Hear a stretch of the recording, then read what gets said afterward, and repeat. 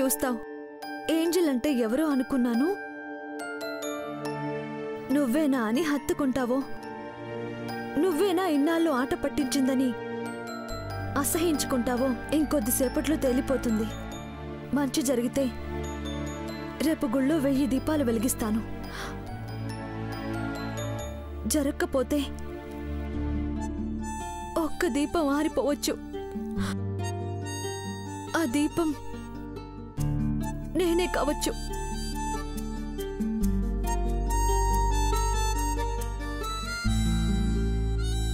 ఇదేంటి, నేను on the వేని Angel చెప్దాం అనుకుంటే స్విచ్ ఆఫ్ వస్తుంది.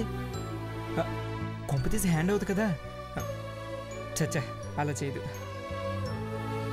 వెన్నెల్లో నా హ్యాండ్ పట్టుకొని ముద్దివ్వాలని ఉందని అంత గాఢంగా చెప్పాక నమ్మాలి.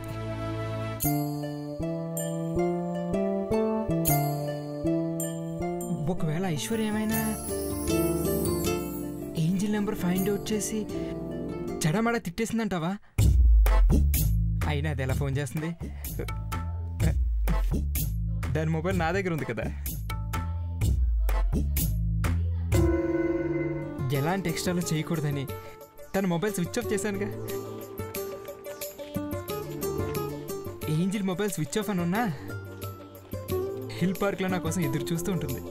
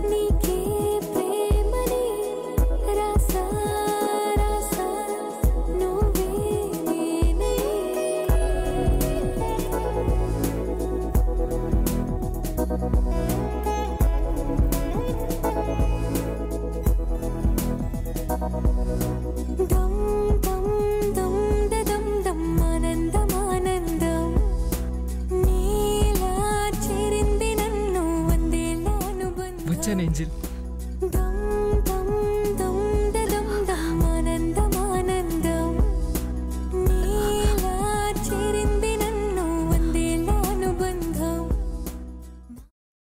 నువ్వెవరో, ఎలా ఉంటావో, ఎప్పుడు కలుస్తావో అని ఈ నెల రోజులు తపన పడ్డాను. నీకోసమే బ్రతుకుతున్నానేమోనని, నువ్వు లేకపోతే బ్రతకలేనేమోనని ప్రతి క్షణం నన్ను నేను ప్రశ్నించుకునేవాడిని.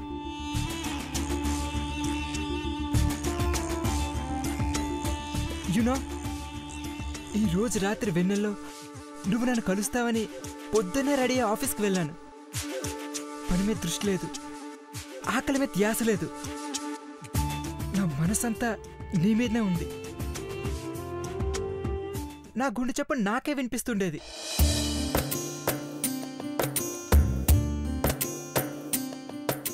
అరే, ఒక అందమైన ఆడపిల్లని చూడాలనుకుంటే ఇన్ని రోజులు, ఇన్ని గంటలు, ఇన్ని నిమిషాలు వృధా చేయాలని నాకే అనిపించింది.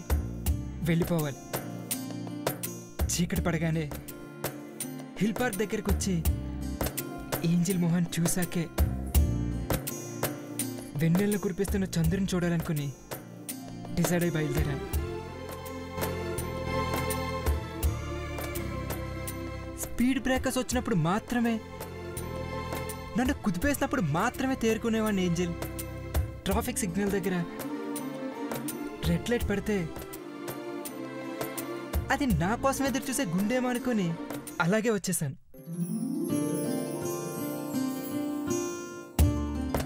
ఫైన్ పడుతుందో లేకపోతే ఇంకో వెహికల్ వచ్చి మీద పడుతుందో ఏది ఆలోచించలేదు.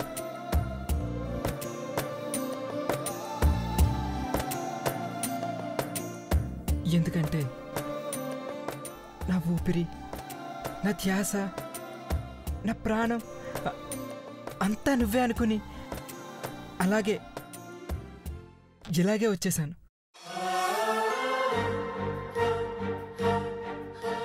నీ వల్లే, నీ కోసం, నీ దగ్గరికి వచ్చిన ఈ లవర్ బాయ్, ఈ ప్లే బాయ్ నిన్ను కళ్ళారా చూడాలనుకున్నా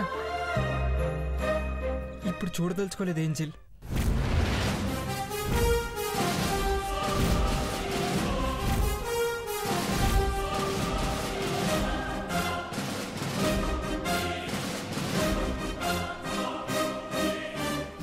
ఆశ్చర్యపోతున్నావు కదా?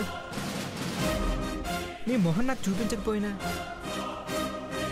నీ కనుబొమ్మలు ముడిపడి ఉంటాయని నేను గెస్ చేయగలను. అఫ్కోర్స్ ఈ మాటను ఊహించుండకపోవచ్చు. నీకు తెలుసా, నీ దగ్గరికి రావడానికి 2 నిమిషాల ముందు కూడా నిన్ను కలవాలని కోరిక బలంగా ఉండేది. నిన్ను చూస్తున్నానని ఉత్సాహం ఉప్పొంగిపోయింది. కానీ ఉద్రేకమైన పరవశానికి అడ్డుపడింది ఒక్క ఆలోచన. నేను ఈ రోజు కలుస్తున్నానని నా భార్య ఐశ్వర్యకి చెప్తే మా అమ్మ చిన్న కోడలికి ఇస్తున్న గిఫ్ట్ అని ఇచ్చిన నెక్లెస్ని తీసి నాకిచ్చింది.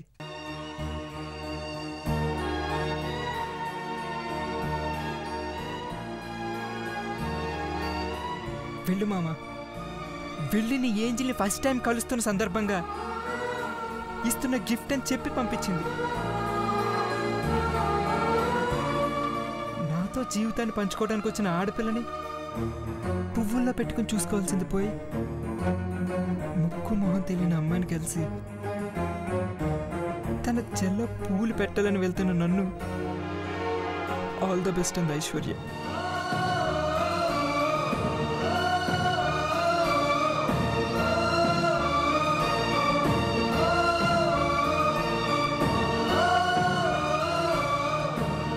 త్యాగం చేయటం అంటే ఏంటో నీ దగ్గరికి వస్తున్నప్పుడు నాకు అర్థమైంది ఏంజిల్.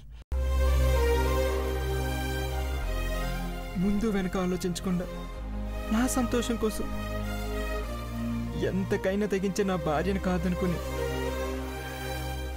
ఎండమావలని నేను కలిశాననుకో, ఈరోజు కోరిక తీరిందన్న సంతోషం గుర్తుంటుంది, కానీ జీవితం అయితే ఉండదు.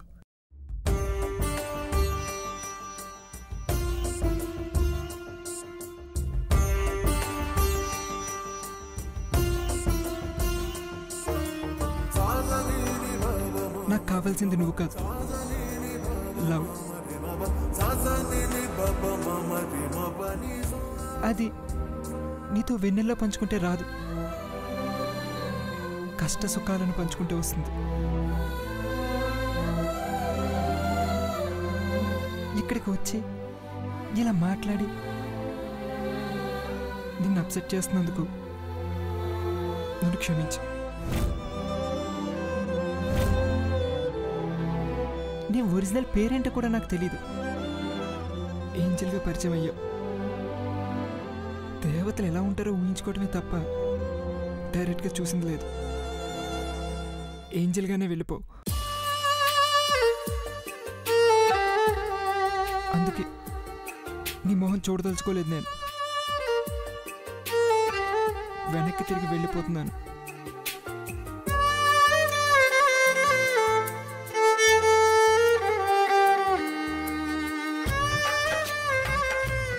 నా కోసం తన లైఫ్నే త్యాగం చేసిన ఐశ్వర్య దగ్గరికి వెళ్ళిపోతున్నాను.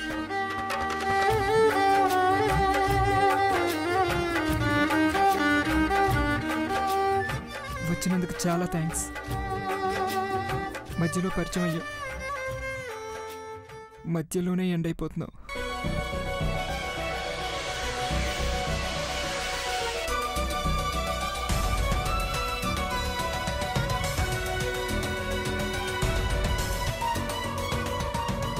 Goodbye forever. Goodbye forever. Goodbye forever. Goodbye forever.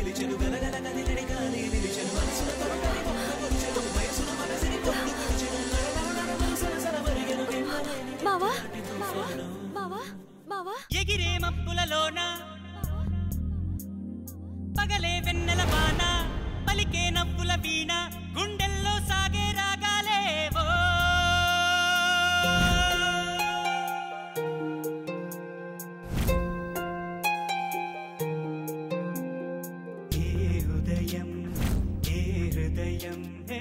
మావా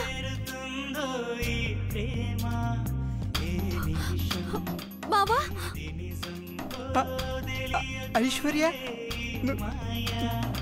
నువ్వు పడితే అందనందే ఊరుకుంటే చేరుకుందే తగువులోనే చిగురు వేసిందే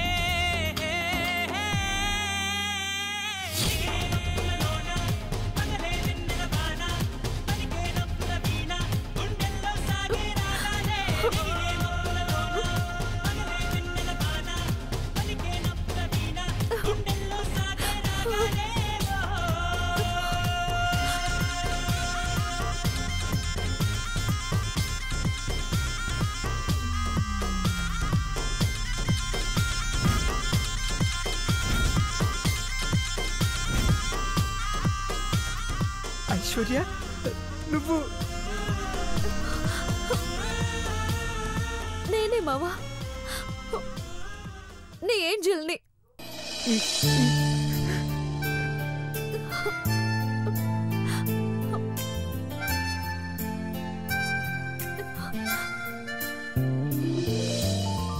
నువ్వు ఇష్టపడ్డ ఏంజల్ని నేనే. నువ్వేనని నాకెందుకు చెప్పలేదు? నన్ను ఏడిపించాలనే కదా ఇలా చేసా? లేదు మావా, నీ మీద నాకెంత ప్రేమ ఉందో నీకు చెప్పాలని ఇలా చేశాను. ఏంజల్గానైనా నన్ను దగ్గరికి తీసుకుంటావన్న స్వార్థంతో ఇలా చేశాను. ఆ స్వార్థం నిండా నువ్వే ఉన్నావు మావా. I love you. I love you. I want you. I want you. That's all. That's all.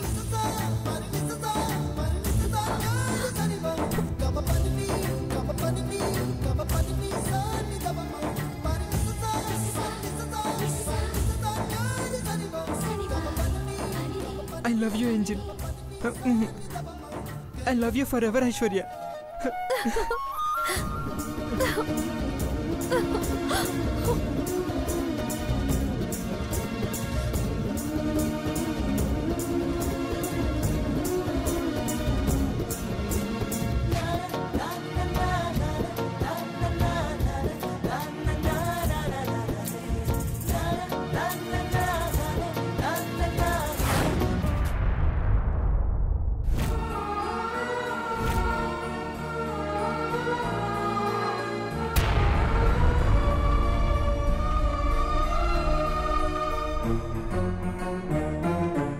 ఇదంతా డ్రీమా? నువ్వు వచ్చి నన్ను దగ్గరికి తీసుకుంటావని కలకంటూ ఎంతో దూరం వెళ్ళిపోయాను మహి. స్వర్గం అంటే అదేనేమో.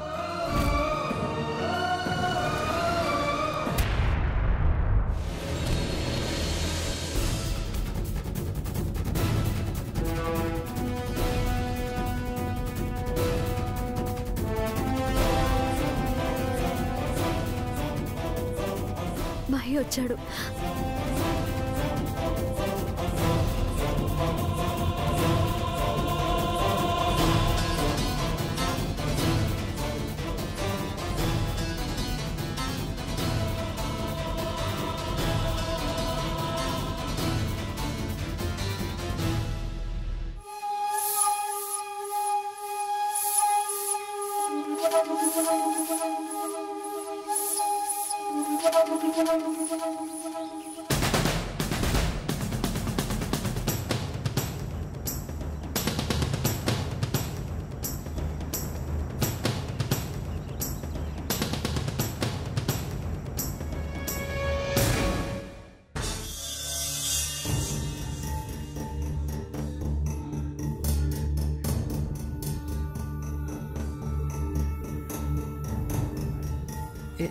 ఏంజెల్, వచ్చాను ఏంజెల్.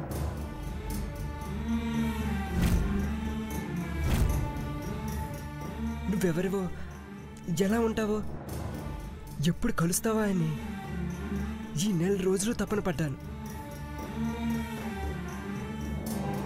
నీకోసం బతుకుతున్నానేమోనని, నువ్వు లేకపోతే బ్రతకలేనేమోనని ప్రతి క్షణం నన్ను నేను ప్రశ్నించుకునేవాడిని.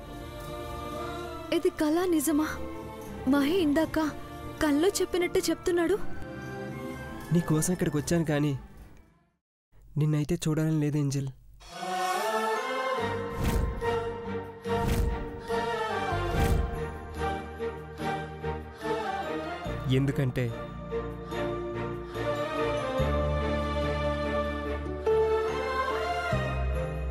ఎందుకంటే నువ్వెవరనేది నీ మొబైల్ చూపించింది ఐశ్వర్య.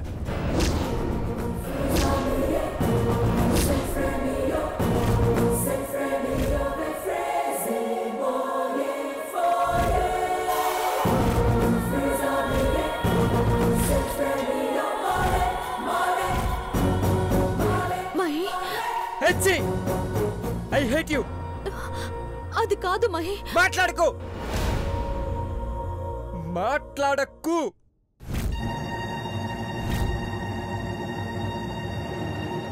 ఎంత నాటకమాడవే. నా పక్కనే ఉంటూ, నా కళ్ళెదురుగానే నుంచుంటూ, మెసేజ్లు చేస్తూ, మసిపూసి మోసం చేస్తూ వచ్చి నిన్ను నేను క్షమించను.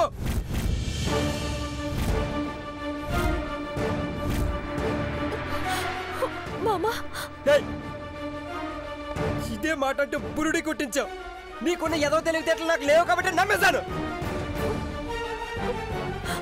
ఎంత పిచ్చివాడిని కాకపోతే మా బ్రో బర్త్డే రోజు ఫంక్షన్ హాల్ దగ్గర ఏంజిల్ నన్ను ఆట పట్టిస్తుంది అనుకుంటా అని ఇండైరెక్ట్ గా నాకు హింట్ ఇస్తున్నా.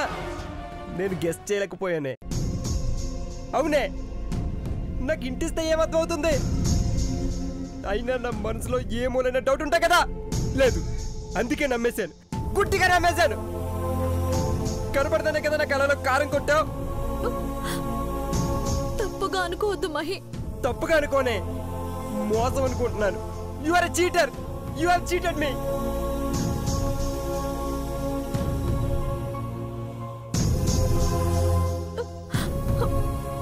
నేను చీట్ చేయలేదు. నేను నీ కళ్ళ ముందున్నా. కేర్ చేసేవాడివి కాదు కదా. నేనెలా ఉన్నానో ఏంటో కూడా చూసేవాడివి కాదు. నేను నీకు వద్దు అన్నప్పుడు నీకు ఎలా ఉంటే నచ్చుతుందా అని ఆలోచించాను మహి. అందుకే ఏంజెల్లా పరిచయం చేసుకున్నాను. ఆ ఏంజెల్ని నువ్వు ఇష్టపడ్డావు కదా. ఇష్టం కాదే, ప్రాణం అనుకున్నాను. నీ దరిద్రం వదిలిపోతే తనతో సంతోషంగా ఉందామనుకున్నాను. కానీ అది నువ్వే అని తెలుసుకున్నాక అసహించుకుంటున్నాను. I hate you. I hate you. I hate you.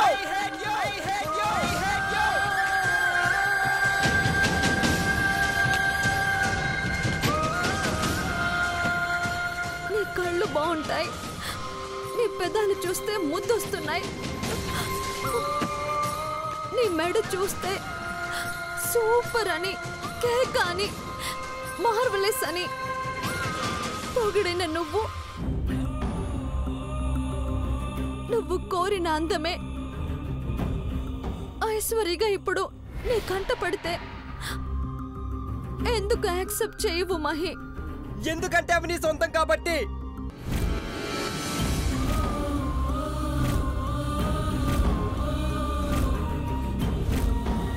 నా సొంతం కావాలనుకుని ఏం చేయాల్సిన లేదు కాబట్టి. నువ్వు చేసిన మోసం తలుచుకుంటుంటే కంపరం వస్తుంది. తప్పుకో, నా లైఫ్ లో నుంచి తప్పుకో.